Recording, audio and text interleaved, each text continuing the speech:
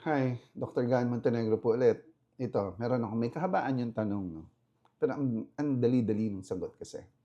Hello, Doc. Baka pwede mo ako resetahan ng acyclovir? Hindi po kasi ako binigyan ng pinag-check-upan ko.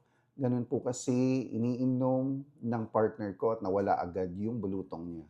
Lalo lang po dumami yung bulutong ko. Sabi kasi ng doktor na nag-assist sa akin, nag-aalinlangan daw siya na bulutong yon at pinablood test ako, tas paracetamol lang po binigay.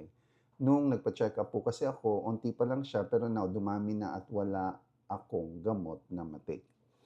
Alright, so number one, hindi kita pwedeng bigyan ng acyclovir or magreseta kasi hindi naman kita nakita.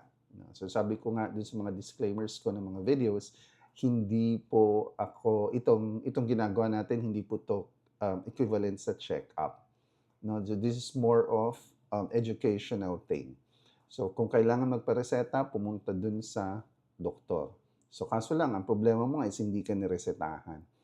Um, Kasi hindi naman talaga yung lahat ng doktor nagbibigay ng acyclovir sa chickenpox.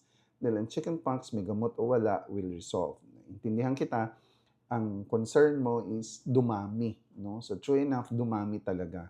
Dadami talaga, no? Um, yung I apologize for not being able to write your prescription, but then again, hindi kasi pwede. Ngayon, I don't know your age, pero hopefully, hindi masyadong malalaki yung peklat. Don't worry, pag peklat naman is madali yun. Pag anuhin is, i-lotion mo lang yan ng i-lotion. Depende kasi sa edad mo. Pag you're a little bit older, syempre, mas mahirap na, mas matanggal yung peklat. Hindi na masyadong na-stretch yung mga balat. Eh. Pero kasi when you're a bit younger, then mas madali pa, madaling mawala yung mga peklat. Hope this answers your question. Dr. Gamantanegro, bye-bye.